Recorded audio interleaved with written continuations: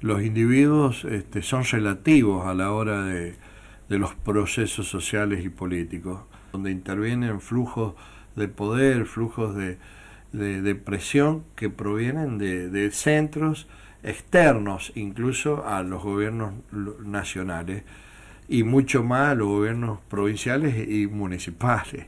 Entonces, es muy poco lo que pueden hacer los gobernadores.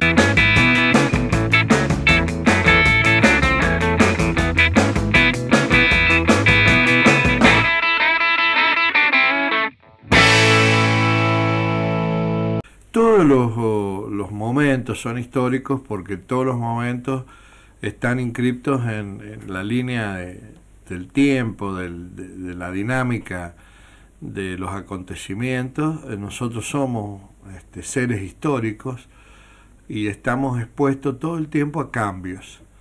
Por lo tanto, creer que es histórico más o menos a partir de la presencia de un sujeto nuevo en la política no me parece un criterio atinado. Sí, estamos en una etapa que le ha tocado a él participar y que nos toca a todos nosotros participar, de cambio acelerado en las tecnologías, especialmente, a partir de lo cual se producen cambios en lo cultural, cambios en las formas de producción y también cambios en el consumo y en las formas de vida en general.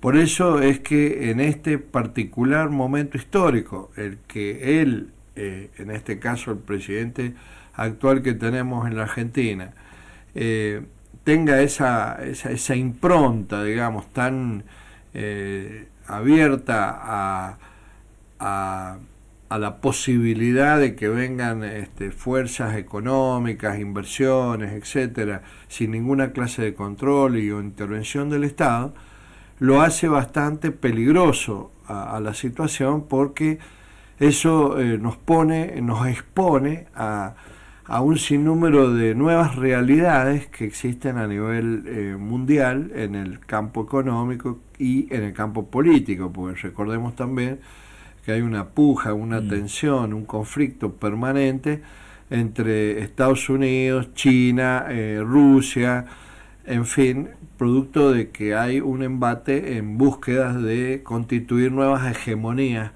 en el orden de la geopolítica y en el orden de la política mundial. En consecuencia, estamos en una fase muy difícil, y en este momento justamente el perfil de ese presidente nos hace muy vulnerables a todos los argentinos. Y eso se ve diariamente, porque cada vez que viaja hay un conflicto, cada vez que opina o cada vez que hace una declaración produce un impacto que no es el mejor para el país, y así va todos los días generando situaciones de inestabilidad y de desequilibrio, incluso dentro del propio país, de la manera en cómo trata a la oposición, de la manera en cómo trata a la política, de manera como lee los acontecimientos. Bueno, nos quema todos los libros, desconstruye todo lo que teníamos previsto para estas épocas en las que estamos viviendo. Así que en ese sentido sí, es más que histórico, sería una disrupción más de las que vive la Argentina, que nos cuesta aceptar que es parte de nuestra realidad cotidiana, ¿no? Mencionó allí sin nombrarlo, el conflicto con Pedro Sánchez allí en España. ¿Qué impacto puede llegar a tener en la Argentina a mediano o largo plazo? Es decir, todos los conflictos que existen con otros estados tienen impacto inmediato en el mediano y en el largo plazo. Lo que pasa que hay que irlos desmenuzando en forma particularizada para poderlos ver y ponerlos sobre la mesa. Pero si yo no lo veo y no lo pongo sobre la mesa, no quiere decir que no exista. Esto es lo que hay que entender. La realidad es objetiva, existe, está independientemente de que nos guste o no nos guste. Por lo tanto, todo lo que sucede genera una consecuencia. Y cada consecuencia, más tarde o más temprano, podría eventualmente impactarnos de frente. Tal es el caso del conflicto con España, el conflicto que oportunamente se ha tenido con Brasil, el que se ha tenido con Colombia, el haber tomado la decisión de salirse de los BRIC cuando ya estaba todo acordado, el tratar de romper los vínculos con China, a pesar de que no se ha podido porque estamos endeudados con China también y ha habido que renegociar la deuda que se tiene con China. En fin, todo lo que ha hecho hasta ahora no es más que poner en peligro la estabilidad del sistema político, económico y social, y a todos los argentinos que estamos adentro de la Argentina. Esto no hay otra explicación.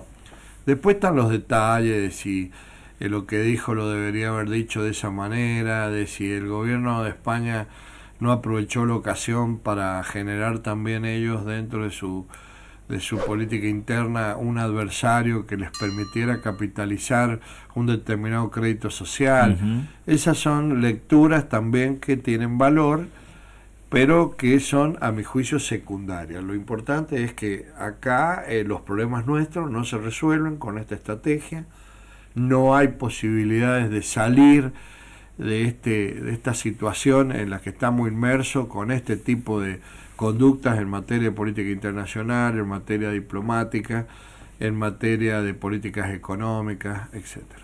Bien. También Milei viene teniendo conflictos internamente. Bueno, hay una estadística allí que menciona un recambio dentro de el gabinete o de algunos puestos, tal vez no tan importantes como el de jefe de gabinete, pero que se van dando normalmente. Todavía en la oposición parece que nadie pudiera capitalizar estos no sé si errores, pero sí el escándalo también que se da en capital humano. ¿Qué reflexión se puede hacer también de la oposición, Oscar? Y lo que pasa es que la oposición está en una situación muy complicada. La verdadera oposición hoy es la izquierda y el Unión por la Patria. Esa es la oposición. El partido del PRO que integraba Cambiemos, junto con el radicalismo que integraba Cambiemos y otras fuerzas políticas que integraban Cambiemos en las provincias, no son oposición.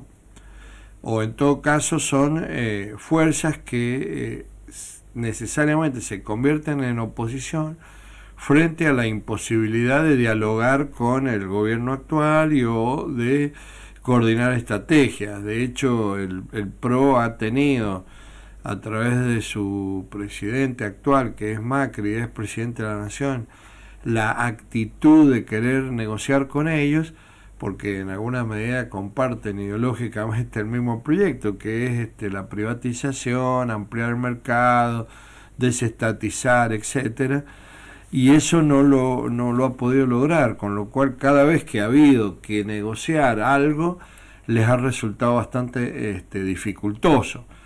Porque la Libertad Avanza es un partido que no tiene también una trayectoria, no tiene dirigentes que tengan experiencia política, tanto es así que hoy han puesto de jefe de gabinete a un hombre que viene del gobierno de Alberto Fernández y que hizo, digamos, la que hacen muchos políticos, lamentablemente, hizo la voltereta de cambio de fuerza política de un gobierno para quedarse con el otro que tenía un signo contrario.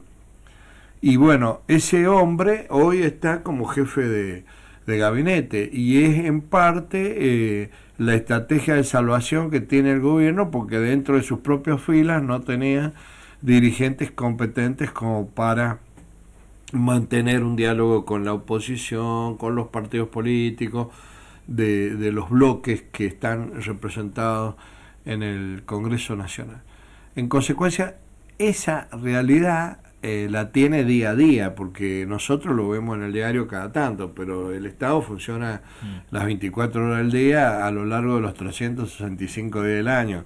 Entonces los funcionarios tienen que estar resolviendo problemas todo el tiempo.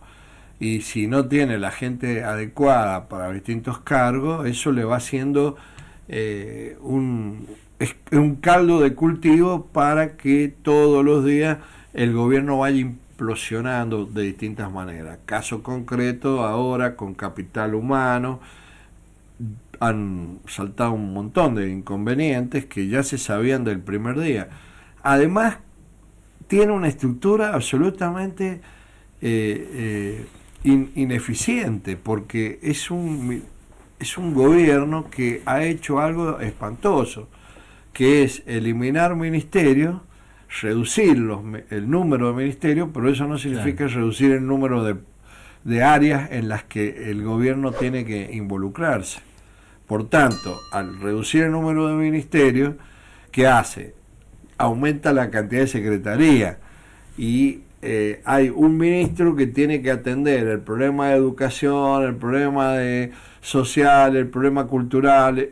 Imposible, que es el caso del Ministerio de Capital Humano. O sea, un engendro en la teoría de la organización. Nosotros acá tenemos una facultad de ciencias políticas, de administración pública, y nada de lo que se hace se corresponde con las experiencias de los otros países, con la teoría de la organización, con la teoría de la administración, con el gobierno eficaz o eficiente.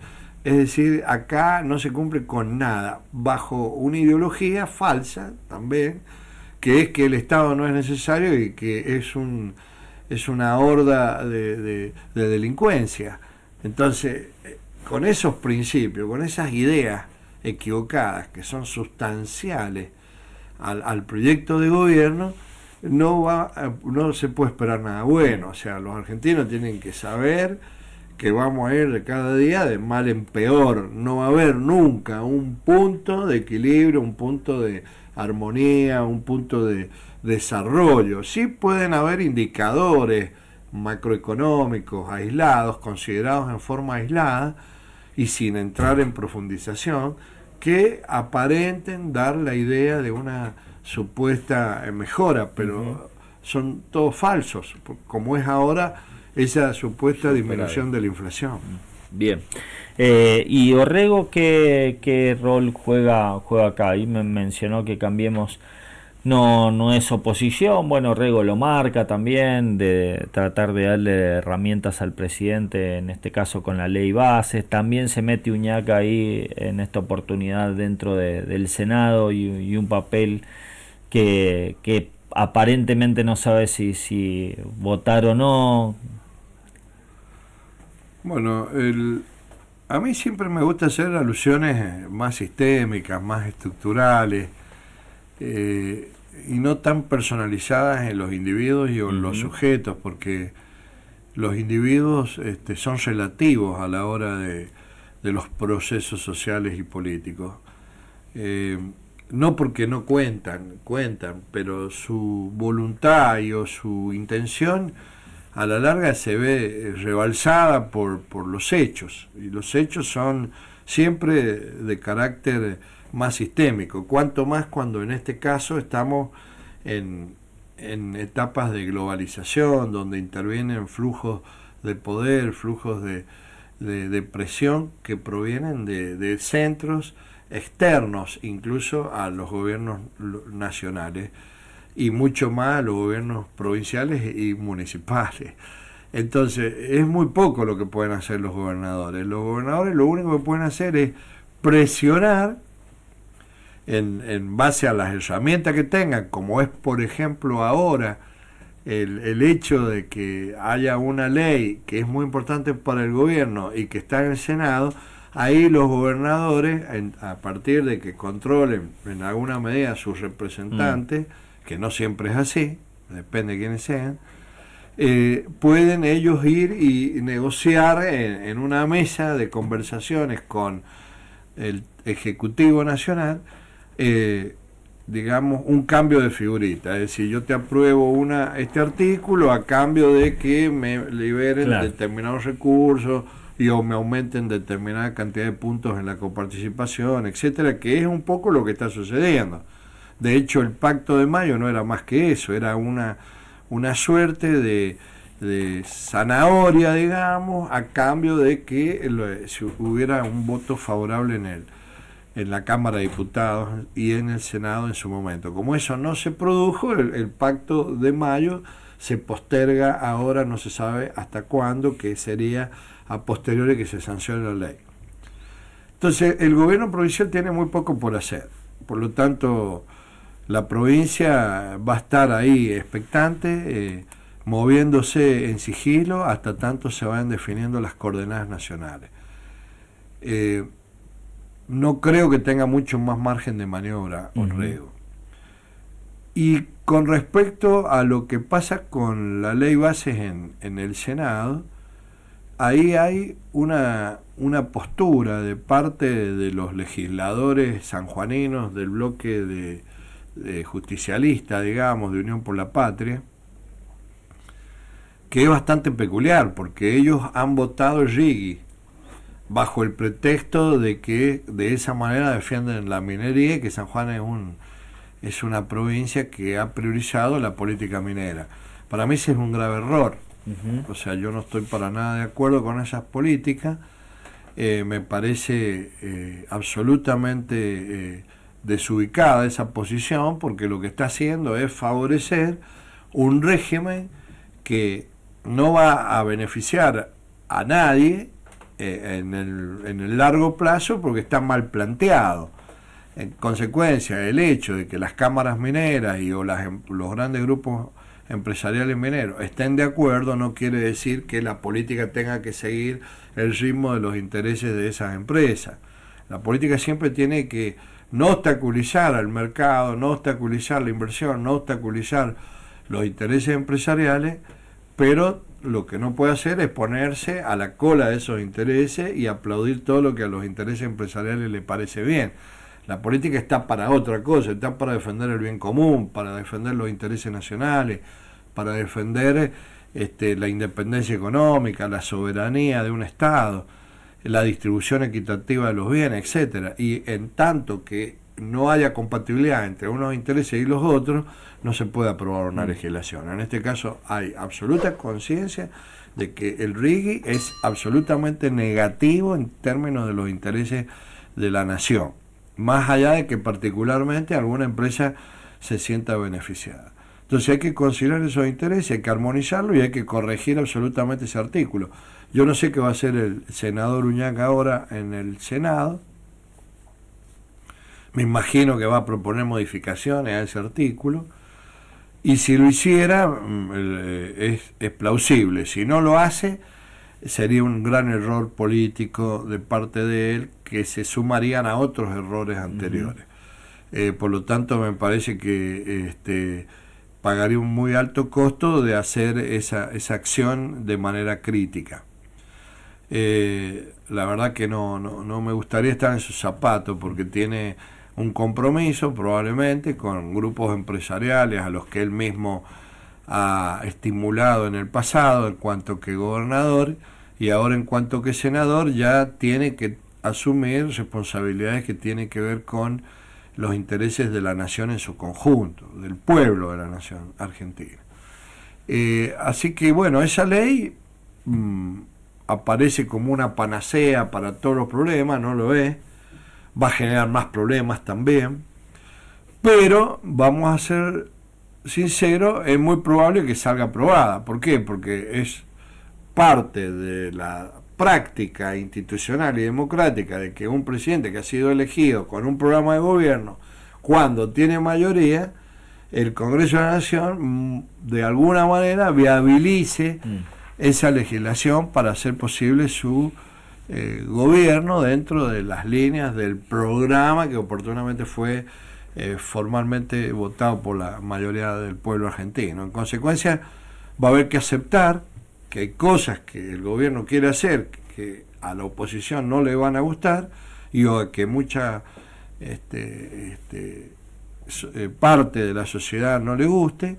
La ley va a habilitarlo a hacerlo. De hecho, lo está haciendo con DNU, y lo está haciendo de una manera demasiada incómoda desde el punto de vista legal y jurídico. Por eso es que no está mal que se sancione la ley. Ahora, habrá que ver qué modificaciones puntuales van a ir adquiriendo los distintos artículos en particular, porque lo que pasó en diputados es que se aprobaron capítulos sin entrar en detalle con los artículos, que ahora sí van a haber modificaciones de los artículos. Y bueno, y en eso creo que reside en parte una etapa del gobierno. Va a salir la ley. Ahora, eso no va a cambiar las cosas. Si esa ley no nos propone demasiado optimismo, sino por el contrario, creemos que no es más que formalizar aquello que él ha planteado como proyecto nacional, que es lo que está provocando mayor desigualdad, mayor pobreza, mayor desocupación y mayor crisis que la que había en el pasado. Por último, Oscar, mencionamos Uñac, José Luis Gioja y Fabián Gramajo. ¿Qué puede salir de eso? Eso en la interna del Partido Justicialista. Bueno, son todos dirigentes que tienen un peso interno. Cada uno de ellos representa a distintos actores dentro de la vida del peronismo sanjuanino. Entre todos tienen conciencia de que el peronismo tiene que tratar de jugar un proyecto compartido, porque se está viviendo un momento aciago de la vida de la Argentina, y el peronismo en parte ha sido responsable con el gobierno de Alberto Fernández. Sabe que ha perdido crédito social y que no va a ser sencillo que lo pueda recuperar. En consecuencia, si quiere ser contributivo con mejorar las condiciones del país, tiene que mantener una cierta unidad. Ahora, no es tan sencillo lograr esa unidad porque tienen intereses diferentes.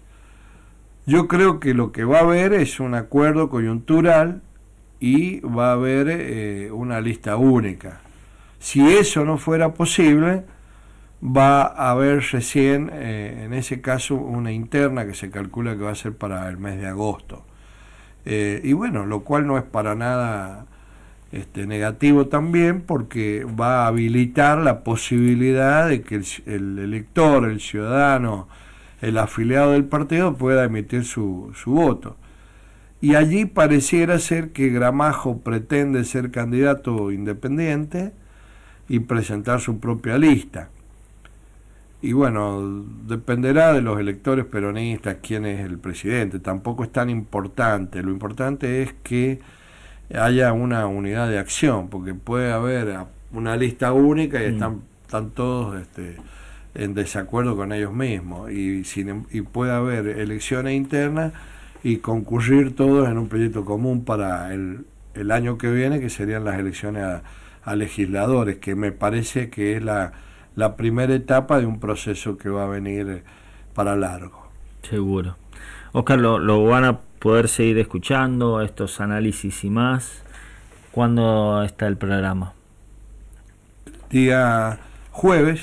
Continuamos con nuestro programa, como todos los jueves, a partir de las 17 horas, con un equipo de estudiantes y de profesores con los que hemos hecho una tarea en común para poder seguir los procesos que están aconteciendo, que son, como lo decíamos recién, muy complejos y muy veloces.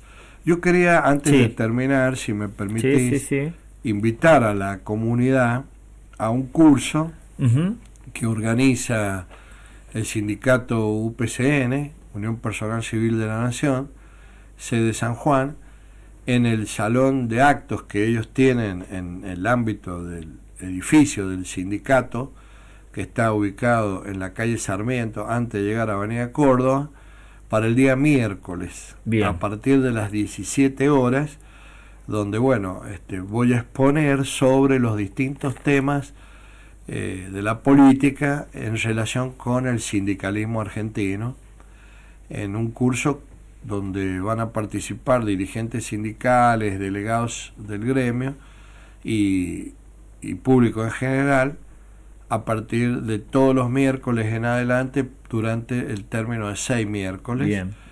Y consiste en política y sindicalismo en la Argentina, el título del curso. Se va a otorgar certificación, se va a entregar el material académico correspondiente, y bueno, me parece que es un espacio interesante para conversar todos estos cambios que van a impactar especialmente en el trabajo. Seguro. El trabajo de los trabajadores, de la clase trabajadora, del estamento de los trabajadores, es donde más impactan estas modificaciones, tanto de la ley base como de todos los cambios en cuanto a los modos de producción que se está visualizando. Van a acontecer a partir de la incorporación de todos estos grupos empresariales globales con los que Milei está haciendo vínculo, a saber los poppers de la tecnología, que trae cosas muy buenas, pero también trae cosas muy malas para